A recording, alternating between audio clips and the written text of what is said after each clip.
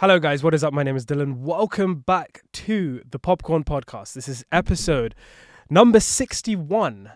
I think it's about time we have a new guest on. So that's exactly what we've got on for this episode. We've got a very special guest, all the way from Guildford, which is not too far. To the shout out to Guildford there, anyone from Guildford. Yes, Guildford. But hello and welcome, Craig, Thank from Craig's Reviews on TikTok. We have been interacting online for quite a long time now. I would say, probably somewhat close to a year. I want to say something like that, or at least a couple months. At least a few months. Yeah, I think I've only been doing TikTok properly for a year now. Oh well, which feels like that was actually going to be my first question, was because I primarily know you through TikTok. How did you get into TikTok? What made you begin chatting about films over there? I guess it's just sort of taking inspiration from other people. I love talking about film. Yeah, wanted a platform to do it. I was easily inspired by people we know on there. And watch, and I just thought, you know what? Whether people watch my opinions or not, I'm going to talk about it. Yeah. And yeah, here we are. So yeah, and not only that, you close to a year after you started, you have amassed quite a following as well. And I for one definitely look forward to hearing your thoughts on various films and TV shows. So I'm a big fan of your stuff. So it's a pleasure to finally have you on here. I know it's kind of been a long time coming. Yeah. You might know this, Craig, but every time I do get a new guest on the couch, just to kind of learn a little bit more about you as a film fan, we play a round of quickfire questions. So I'm going to hit you with some quickfire questions. Are you ready? I'm ready. Fantastic. So straight up, the first question I'm going to ask you is, Craig, what is your favorite film? The Godfather is my favorite film. Very nice, very nice. What is a film that makes you laugh? I would probably say, if I had to pick one, either be Superbad or Step Brothers. Nice. If I was talking more recently, Anora made me laugh hysterically from start to finish, which was unexpected. But yeah, that would be my answer. What is a film that makes you cry? Most recently, whilst I was on the plane, I was rewatching The Florida Project. Okay. And the final 10 minutes of that film hit me like a ton of bricks. Big Sean Baker fan then, huh? I'd like Sean Baker, yeah. What is a film that you think is underrated? Underrated, I would probably go with The Happening from... what's the director called? M. Night Shyamalan? Yeah. Really? Yeah. Wow, no, that is the first time I've ever heard anyone say that about The Happening. That's a wild take. Yeah, wow. No, it's a very polarizing film. I rewatched it a few months back, and I thought, this is great. I know some people rate it very low. This is The Happening with Mark Wahlberg, right? Yeah. Oh my gosh. Yeah. I was shocked by that as well, but I had a great time with it. Wow. Okay. What is a film you think is overrated? Bohemian Rhapsody. Yeah. I would agree. No. What is your favorite, or one of your favorite performances in a film? I would probably say, if I had to pick one, would be Natalie Portman in Black Swan. I think that performance is incredible. I think it's her best performance, and it just blows me away. What is a bad film that you love? A bad film I love. I mean, the one that I was thinking was Deep Blue Sea. Yep. What's that soundtrack? The CGI is awful. It is a bad film, but you can't help but just enjoy it. Bit of a guilty pleasure for you. Yeah, a little bit. Awesome. What is your biggest film ick or red flag? Ick or red flag? If we're talking about things like that, I'd say probably go down the lines of when you're watching a film and they're doing the whole hacking into the mainframe thing. That winds me up, and that just yeah. Nice. What is your biggest film green flag?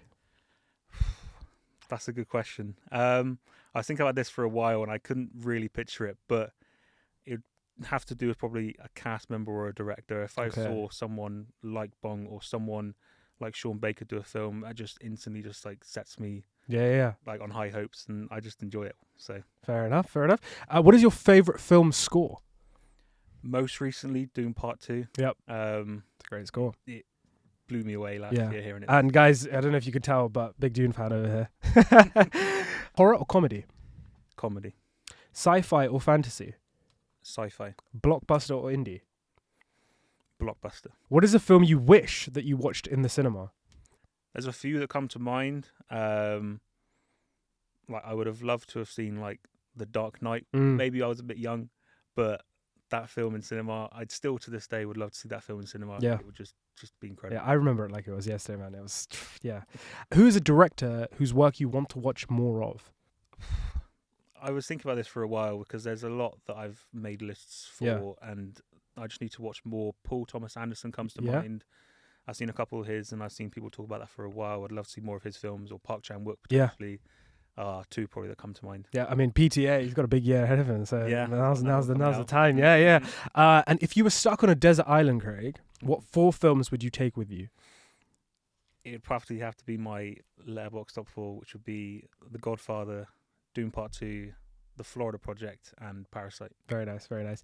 And finally, Craig, what is your most anticipated film of 2025? 28 Years Later. Okay. I've stayed away from the trailer. Apparently the trailer's amazing. Yeah. But I'm like, no, I'm not going to watch any trailers, nothing. Now. Okay, yeah. Okay, great. Well, that was great. That was a nice round of quickfire questions. I think I kind of get... I'm getting a little more insight into kind of what makes you tick as a film fan. But of course, the reason the pair of us have assembled here on the podcast for episode number 61 is to discuss and break down and review Bong Joon Ho's latest film, which is, of course, Mickey 17. So just to kick things off, you already kind of gave a slight little mention to Bong Joon Ho in your quickfire questions, but what is your kind of experience with him as a filmmaker? Why do you love his films so much? I think he's very unique. I mean, you look at his filmography and they're just so different. Yeah. So eclectic. Like, he's such a unique and fascinating director. I mean, I only watched Parasite for the first time a couple of years ago, and I know it won 5-6 years ago now, but that was the first film I watched, and I mean, Parasite being the first film of his that I watched, it completely just, it blew me away. The whole writing, it just incredible. And then each of his films I've watched, like the comedic elements you get in his films, it's just he's such a fascinating director. Yeah, I just think he's easily one of the best working today. Yeah, no, I will completely second that. I think he's easily one of the best directors working today, and I think when all is said and done, he will definitely go down as one of the greats. I think in a sort of cinematic climate where you get so many sequels and reboots and the kind of same material spoon-fed to us on a kind of regular basis, he is one of those directors that, like you said, like, he's always doing things that are new and kind of fascinating and original and make you think in really, different ways every single time you go and see a film of his. He's a very intelligent filmmaker as well, but is also not afraid to let comedic elements come into play. His sort of commentaries on kind of societal sort of inequalities and the class system, but also like kind of environmental themes, and he's able to bring in those kind of elements and themes in such a delicate way, and also just on a kind of on a industry front, what he's been able to do for international film, and now more than ever, more people are watching more and more international films. Because of course he broke records at the Oscars a couple of years ago. But I think he's just brilliant. And Mickey 17 was a film then, I assume, very excited to see. Yes, I was very excited. It was easily one of the most anticipated. Obviously, we had pushbacks. Yeah, I think it was meant to be released last year. Yeah. The fact that they even filmed it in 2022 seems crazy. But yeah, very excited for this film and the performances in this film. Yeah, the cast are great. Yeah, and it's it's following on from Parasite, which is a tough job, but delivered. What was your first? Because you've seen the film a couple of times now. What was your first experience watching Mickey 17? So Mickey 17, honestly, it was an experience that like I haven't had in a while with a film. It's one of those ones where you're just sitting there watching it and you're in like a trance because the performances blow you away. Each performance in itself is just incredible. Did you go to the premiere for it? Did you go to a screening for it? So I went to like the fan access. Right. I just wanted trying to get like I really wanted here in London. Yeah, my Parasite poster signed. I didn't get it, but I was lucky enough to get given a ticket. Oh, amazing! And go in there and watch it, and that was something I'll never forget. Yeah, never forget. Amazing, man, amazing. Yeah, and the premiere as well. I assume it was at like Leicester Square, was it? Yeah, Cineworld. Awesome. Because I remember seeing it pop up in your letterbox like way ahead of. I was like, wait, what? And now it's finally out to the public. It's got its full theatrical release. I managed to see this coming up to almost a week ago now. I went to the Warner Brothers multimedia screening on the Monday. And this day was a really, really weird day for me because the previous night I'd stayed up for the Oscars. So I was on like 2 hours of sleep. I'd done an entire full day of work and then went straight to Leicester Square. And, you know, I never want to go into films not feeling 100%. And I was kind of scared. I was like, am I going to like sort of compromise my first experience with Mickey 17 just because, you know, I'm not 100%. And all that being said, I sat through those 2 hours and 20 minutes and I was completely riveted. The film just, it's again testament to Bong Joon Ho and how he's just able to hold your attention and just, you know, I really enjoyed the film on a first watch. I've only seen it the one time. You've seen it twice now? No, just the one. You've seen the once? Okay, yeah. Cool. But I will say, I feel like after the weeks having gone, I feel like the more I think about it, my relationship with the film has changed ever so slightly, which I would love to get into. But I think on that note, I think it's a great point to sort of dive straight into the review. So guys, we are going to be talking spoilers. So if you haven't seen Mickey 17, please do go and check the film out. I think I would recommend it and Craig would also recommend it, correct? Yes. Go check it out and come back to this discussion at a later time because, we are going to be talking spoilers. But I'm going to do a quick plot synopsis just to get straight into the breakdown here. So, based on the Edward Ashton's 2022 novel Mickey 7, Mickey 17 is a sci-fi comedy satire that tells the story of a disposable employee who is sent on a human expedition to colonize the ice world of Niflheim. Mickey's job is to reportedly die and live again to ensure Niflheim is safe for human habitation. And so he's exposed to radiation, viruses, and toxins, leading to painful and protracted deaths. His body is dumped into the incinerator, and then, through the wonders of human printing technology, a whole new Mickey is regenerated and implanted with all his past memories. Live, die, repeat. That's all Mickey knows anymore.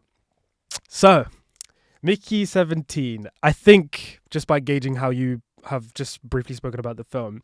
Fan of the film? Yes. Big fan of the film. Big fan? Yeah. So you watched it and it was an instant sort of hit for you? Yeah, 100%. I know when you're watching a film in cinema and stuff like that, you think it might sort of cloud your judgment a bit, but I think it's one of those films that, especially for me, maybe being a bit biased, I'm a big fan of Bong. I love his work and how he like his filmmaking. I think he's just one of a kind, and I think just watching this film, it just was a journey. I think it was an experience. Yeah, it was great. I loved it. Yeah, I mean, like, I think on my initial watch of the film, I came out of the screening and I was obviously with a couple of others in the sort of film kind of community, and we were all chatting, and I seemed to be definitely on the higher end of, or on the more positive end, I would say, than a lot of others. I think a lot of people sort of came out and didn't really know what to think, kind of liked it, not sure, a bit mixed here and there. But I think similar to you, I just love Bong Joon Ho and I just love his work. So there is definitely a little bit of bias there. So yeah, I had a blast with the film. And I think, you know, just from kind of seeing Mickey 17, I think first and foremost, it is, if you didn't know this already from films like, Snowpiercer and Okja, Bong Joon Ho, despite people knowing him so well for, masterpieces like Parasite and Memories of Murder, he has such a genuine love for like sci-fi specifically. Like I think how he's able to open up that genre and explore a lot of very relevant themes as well in such fun and nuanced ways, I think is very, very evident when you see Mickey 17. Would you agree with that? Yeah, I'd massively agree. I think he's, like I was saying, he's very unique in his filmmaking. Definitely. That's so evident in all of his films, and Mickey 17 is just sort of like the cherry on the cake, if you will, of that side of sci-fi that we haven't really seen a lot. Yes. I think that was something I remember very well coming out of that screening, is like the film weirdly feels somewhat familiar, but also completely unlike anything I've seen before. It is kind of Bong Joon Ho's kind of Groundhog Day sort of sci-fi kind of film, and it isn't quite as serious or deep as something like Memories of Murder or Parasite or something like that. It is very much his kind of I want to do this for a bit of fun kind of film, but yet he's still able to inject a lot of nuance and meaning to the film, I would say. What would you say, Craig, coming out of Mickey 17, what would you say is your favorite or what you think is the best aspect of the film? If you had to put it down to something. If I had to put it down to something, I think I probably, as much as there's a lot to enjoy in this film, I think I'd probably say Robert Pattinson was easily... He didn't carry it because a lot of the supporting cast is great, but he definitely made that film for what it is. Yeah, definitely. I mean, I would agree with you. What do you think? This is probably one of your favorite performances from him? Yeah, I'd say it's up there. And are you a fan of Robert Pattinson in general? Yeah, 100%. I mean, obviously he's fantastic in the Batman. Yeah, he's got some even down to Twilight. I mean, I'm not the biggest fan of Twilight, but I can appreciate sure the fan base he's built from that. But I think he's an incredible actor. We've seen him do plenty of different accents, and then diving into this one, I didn't watch a lot of the trailer going in because I wanted to be a little bit sort of fresh on it. But his accent on it was honestly one of the best parts of the entire film. Yeah, I mean, I'll definitely second that as well. I think Pattinson is, again, just like Bong Joon Ho is one of the greatest working directors, I think Robert Pattinson is one of the best actors working today. I think it's sad that a lot of the mainstream media still sort of think of him as the guy from Twilight. He's still somehow not been able to shake that off completely.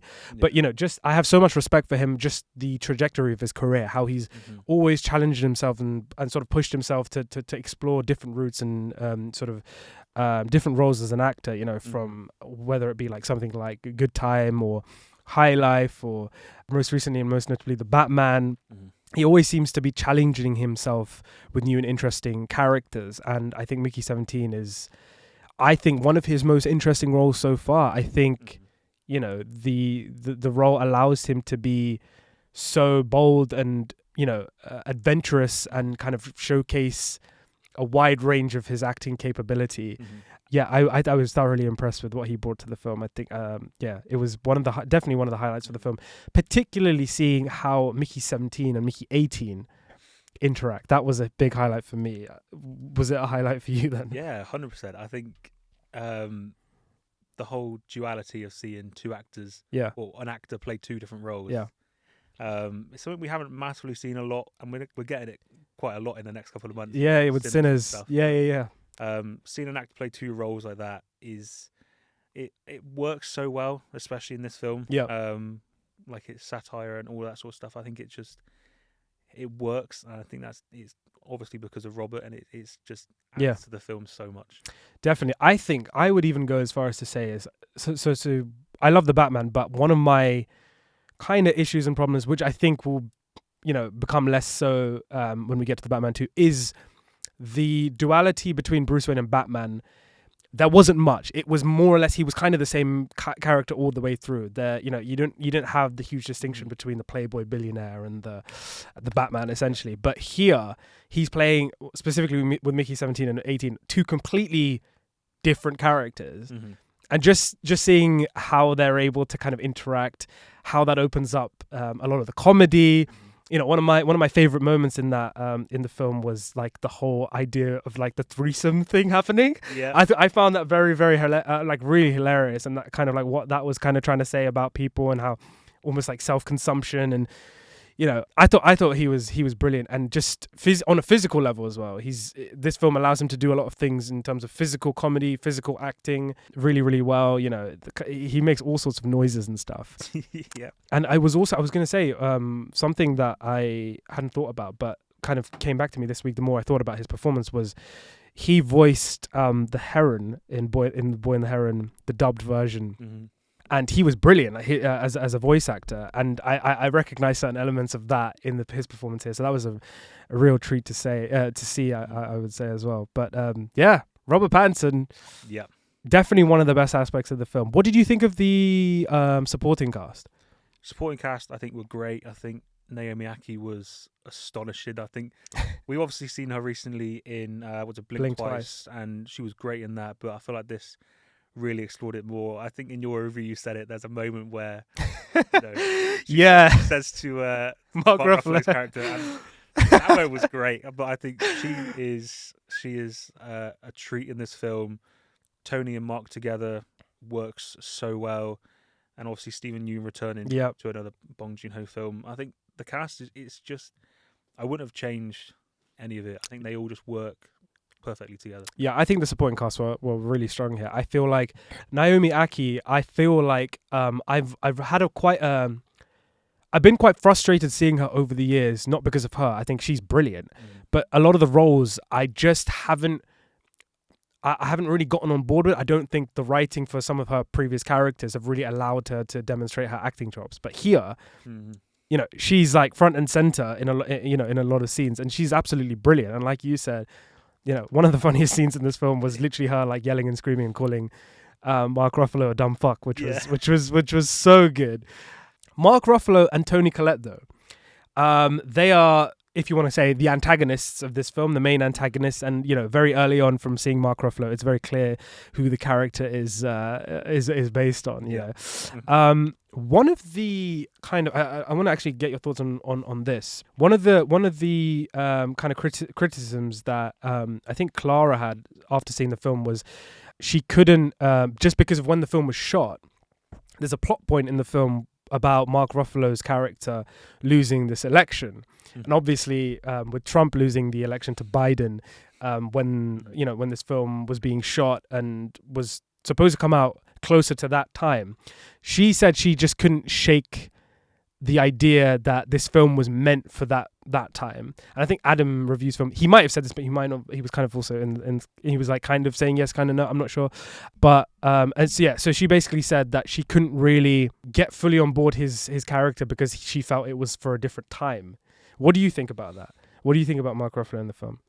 Yeah, I think Mark Ruffalo was obviously great. I think, yeah, like you said, it's fairly obvious what he was portraying. Because I know the book was only released 2022 as well. So, you know, we obviously, the elements of that obviously were tied in from, you know, as we know. But, you know, Mark Ruffalo, I think he plays it great. We know Mark Ruffalo is an avid hater of Trump, all that. But I think how he does it and how he plays that sort of tyrannical leader, I think it works well.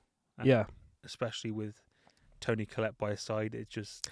Yes, that's what I was going to say. I think if you look at Mark Ruffalo's performance here as I can't remember his name in the film. It's like something Russell. I'm not sure. I can't remember. Should probably pull that up. But I think, you know, I feel like seeing him in Poor Things, he's obviously given a much more nuanced and complex performance in Poor Things. Very, very similar in style in terms of the comedy. Here, he's very much playing kind of a surface level like character and is very over the top.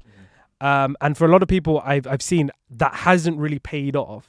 But for me, I didn't actually mind it that much because he had Toni Collette's his wife in the film. That character was a little bit different, and that kind of I felt like the two of them combined were the kind of main sort of antagonists of the film, as opposed to just Mark Ruffalo. So I felt like they complemented each other quite well. Yes. And Toni Collette is a brilliant actress as well. Yeah, absolutely. Yeah. She's fantastic. One of my favorite scenes in the film is the dinner sequence, where all of these kind of characters and these elements kind of combine, and it's a bit sort of bizarre and crazy and all over the place. That was one of my favorite sequences for sure. What about yourself? Any other standout moments for you? Yeah, I mean, obviously the dinner scene was great. I think another scene is that scene where they are towards the end with Naomi Aki calling him a dumper. But that whole scene when Mark Ruffalo's going out, Toni Collette's inside, and she's trying to do like the extraction for her sauce or something, and that whole sequence just, it works. Everyone is bouncing off each other. Yeah. That was a standout thinking back on it. I think, again, testament to Bong Joon Ho, because there are so many different kind of elements. Like here he takes, and he's able to almost bring them all together in a kind of concoction of sorts. And for most of the film, it works for me. I think after having thought about the film over the past week, originally I gave this film like 4 stars. I think I'm going to take it down a notch just a little bit, or currently the way I'm feeling about it, because I do feel like we can go into the mixed aspects, but for me, I I feel like the film is trying to do a lot of things, and for some things it works, and for some things I don't think it quite works, because they introduce a lot of different questions and themes, and ultimately for me, I think some of it, or some of those questions, are a little bit underbaked and underdeveloped. I don't know if you share this mixed aspect, or did you have any certain critiques for the film that you sort of were scratching your head over a little bit, or? Yeah, I mean, I can see what you mean in terms of, I think there's definitely maybe plot points and things that they didn't explore enough. Maybe the runtime felt a little bit long at some points, right? And some of the scenes maybe felt a little bit out of place, but maybe, like I said, I'm being a little bit biased, but I think just my cinema experience of this film was great. Yeah. There's not a lot that really bothered me. Sure. Not enough to put up to a 5, but I mean, I was a 4.5 on this. I just think it's such a fun cinema experience. It doesn't really take itself too seriously. I think I'm a fan. Yeah, I feel like it is clearly taking a lot of elements from, say, like Snowpiercer and Okja, for example, as well. You know, we have this whole subplot with the creepers, essentially. You know, the film kind of starts off with this huge kind of creeper thing, and you're like, what the hell is this thing? And then, you know, the film, how it's non-linear structured and kind of comes back, and that, I thought it was quite nice. But then I felt like that subplot for me, a little bit, it did drag on a little bit for me, and I don't think it was quite as developed, I would say, as something like, you know, in Okja, for example, where the commentary on like environmentalism and, you know, the ethical questions of how we treat other species is asked, and I don't think it was quite as strong here. And there is obviously there's this huge like set piece that going on where there's like loads of these things running around, and for me it did feel just fall a little bit short for me, I think.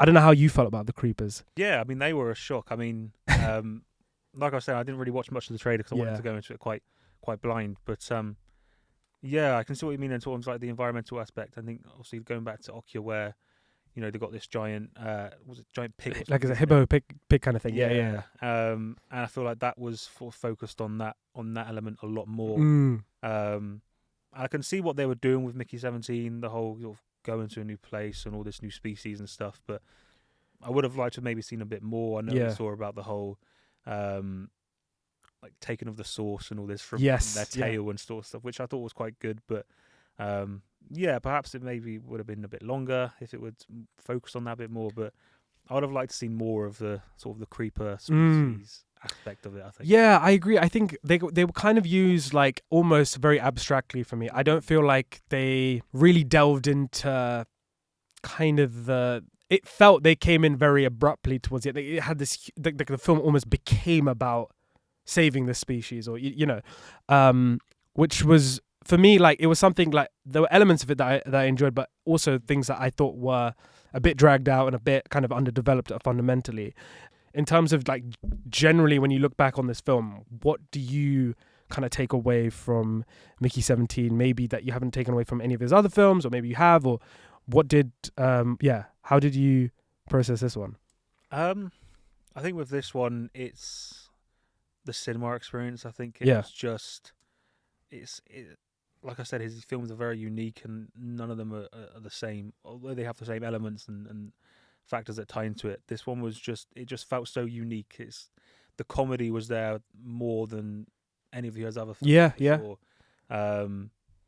And the whole story of it, I know he's done a couple of book adaptations now, but this one I feel like it's going to stick with me a bit more. Even after like a few weeks after seeing it now, it still plays on my mind about how some of the elements in this film I think were great. And Robert Pattinson, it probably would be hard for me to have a performance this year that potentially would take over Robert Pattinson. Wow. I think he was just, honestly, I think he was just, he's brilliant. He's great. And I think I saw somewhere in one of his interviews that Bong took a lot of this from like Good Time with his performance. He's very, very good in that, and that doesn't get talked about enough. No.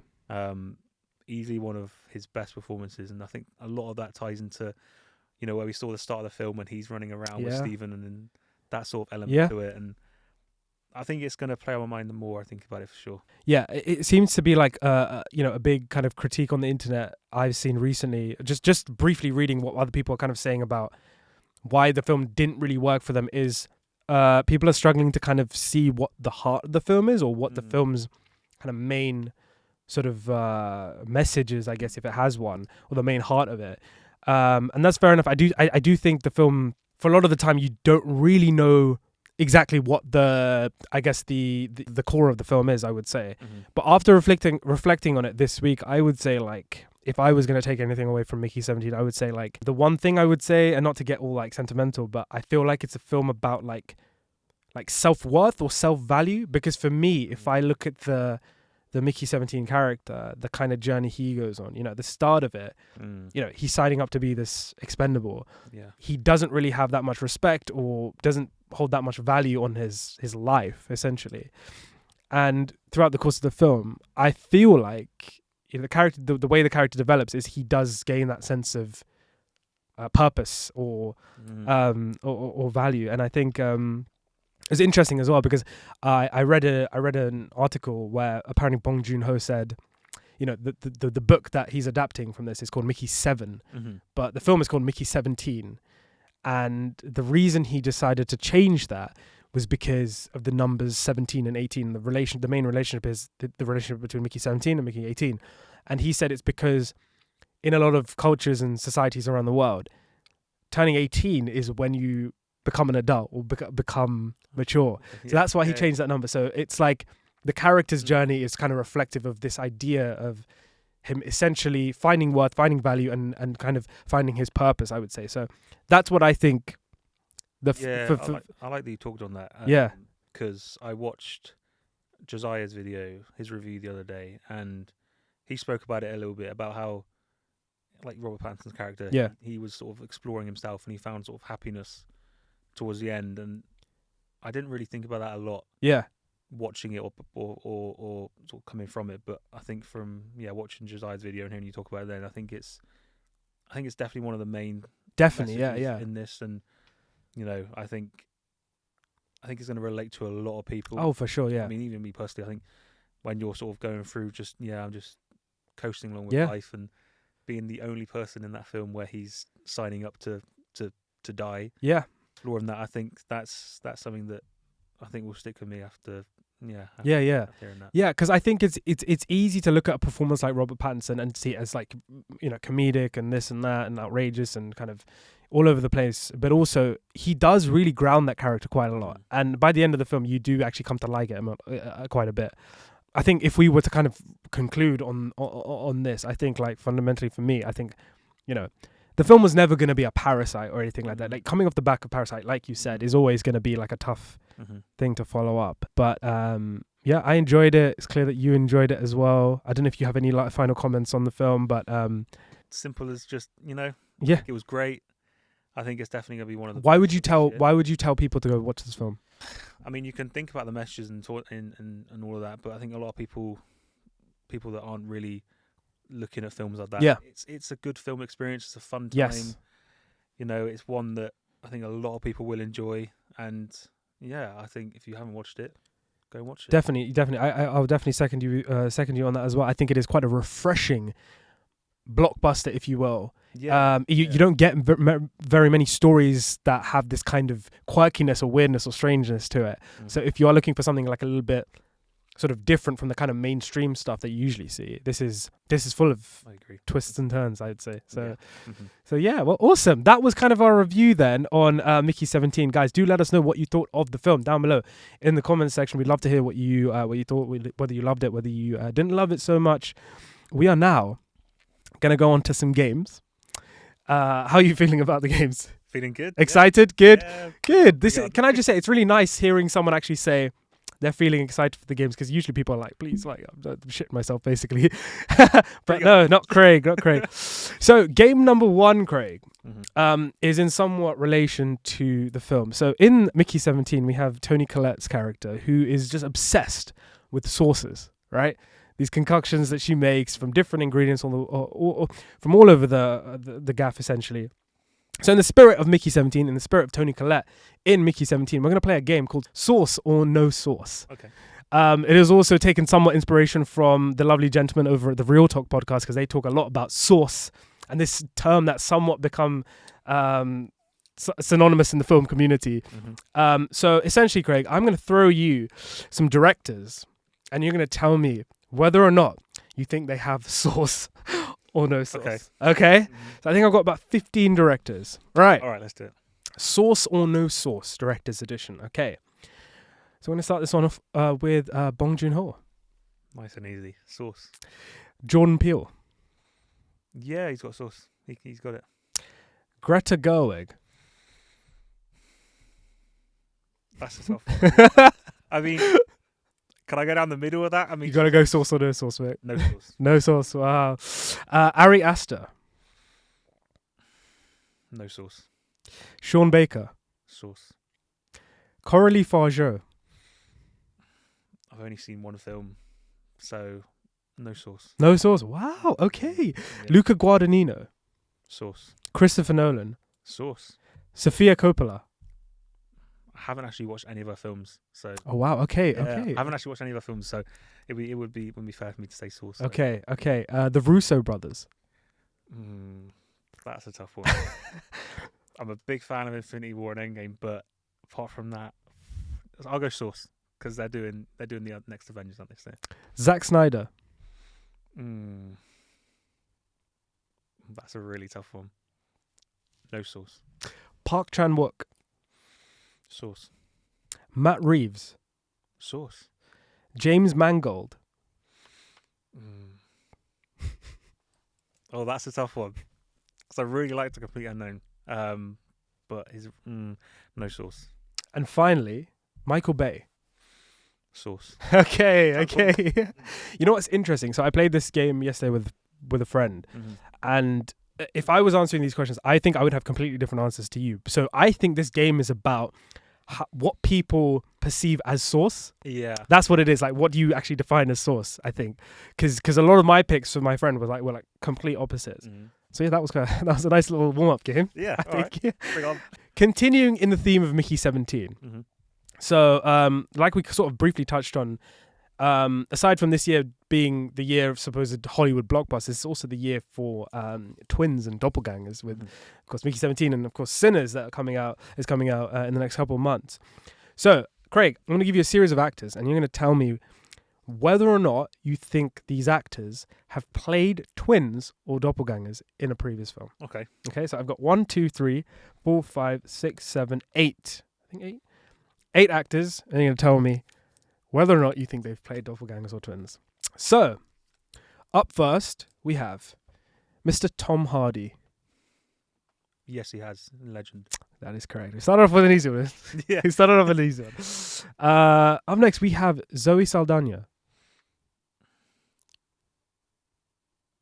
No. That is correct. She has not, as far as I'm aware. Up next, we have Jake Gyllenhaal. Trying to think of filmography. No. That is incorrect. Have you seen Enemy?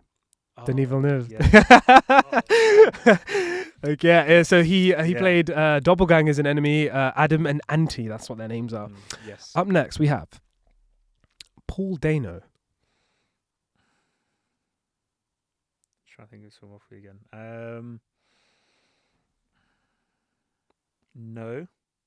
That is incorrect. Oh, he played twins in There Will Be Blood. He played Paul Sunday and Eli Sunday. Have you seen There Will Be Blood? I have. You have. Not for a while. Yeah. Though. I mean, I didn't realize. Yeah. It's the twin situation in that film is quite interesting. It's a specific plot point, but yeah. Up next we have Mads Mikkelsen.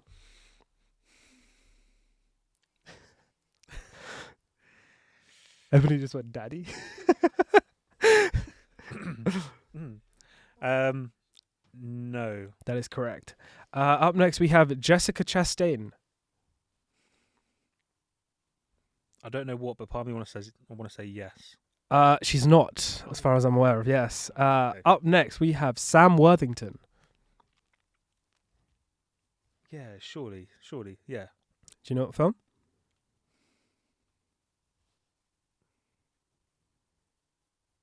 I can't think off the top of my head. I think I just remember seeing him. I thought maybe I have seen him. So you're saying yes? Yeah. That is correct. So he played twins. A lot of people forget this, but he played twins in Avatar. technically, because the reason he's on Pandora is because his brother because he came linked to his. So he for one scene he plays his brother's corpse, basically. Oh yes. So he plays Tom and Jake Sully in Avatar. And finally, Craig, we have Mr. Nicolas Cage.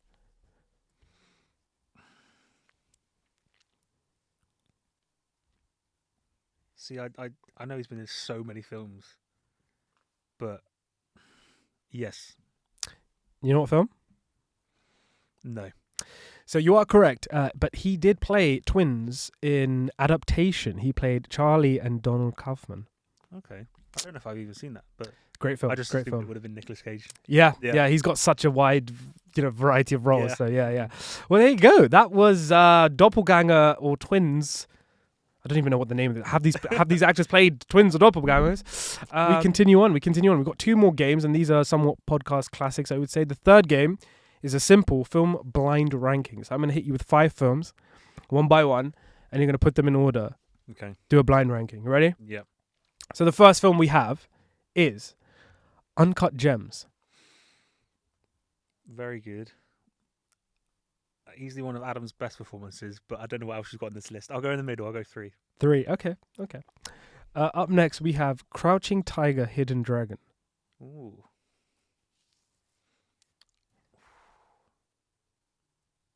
4. Oh, wow. Okay.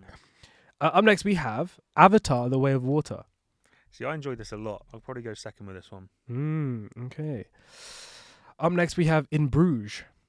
A film I love. I think the pairing of these two are just incredible. So, number 1. Number 1. Okay. And at number 5, it would be, we have Little Miss Sunshine. Oh, bro.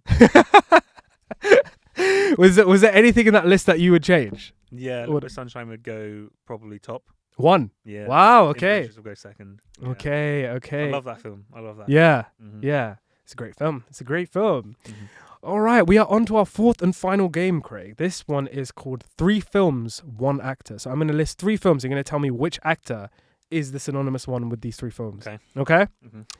The first round we have The Iron Claw, The King's Man, and Triangle of Sadness. Oh, what's his name? Oh my god, I know who it is. Oh, what's his name? I've got mind blank. I know who it is because he's the one in Baby Girl as well. I can't remember his name for the life of me. Oh god, no, I can't remember his name. I've gone completely mind blank. I know exactly who it is. Oh no. Should we go to? Do you know? Yeah, Harris Dickinson. Yes, that's his name. We'll give you that. Up next, we have The Northman, Amsterdam, the Super Mario Bros. Movie. And the only 2 I could put from there is Anya Taylor-Joy. That is correct. It is Anya Taylor-Joy. Okay, we're doing well so far. So up next, we have Hostiles, The French Dispatch, Don't Look Up. Timothy That Chalamet. is correct. Yes, it is Mr. Chalamet indeed. Yes. Up next, we have Panic Room, Into the Wild, Cafe Society.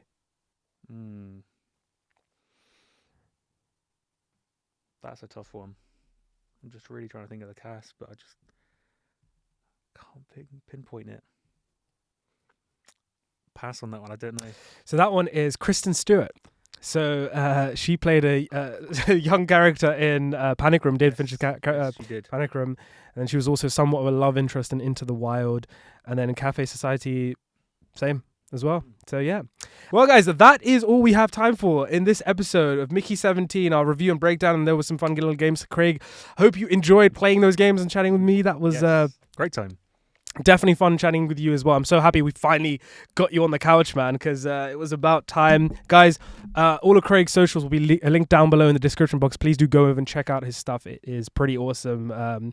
And we look forward to having you on again at some point soon, man. Thanks so much for taking the time and coming down. Really appreciate it. Hope you enjoyed. Yeah, thank you. Thank you for having me on. No, of course. And guys, as always, thank you so much for watching. Thank you for listening, and we will catch you very soon in the next episode of the Popcorn Podcast. Cheers.